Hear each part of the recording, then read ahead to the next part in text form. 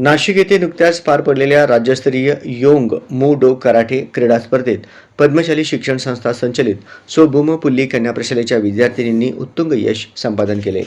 यामध्ये 14 वर्षाखालील 40 किलोवरील वजनी गटात गौरी माळी तर 40 किलो आतील वजनी गटात आदिती नल्ला यांनी सुवर्ण पदक मिळवले।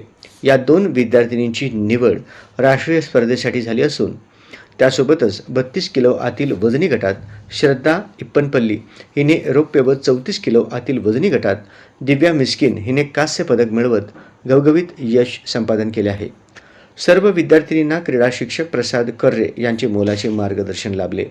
सर्व यशस्वी विद्यार्थिनींचे पद्मशाली शिक्षण संस्थेचे अध्यक्ष ॲडव्होकेट श्रीनिवास कॅतम, उपाध्यक्ष श्रीनिवास कोंडी, संस्थेचे सचिव दशरथ गोप, सहसचिव मल्लिकार्जुन सरगम, खजिनदार गोवर्धन कमटम तसेच संस्थेचे सर्व पदाधिकारी, प्रशालेच्या मुख्याध्यापिका गीता सादुल व उपमुख्याध्यापक तुकाराम श्रीराम, पर्यवेक्षक परमेश्वर बाबळसुरे यांनी कौतुक व अभिनंदन केले।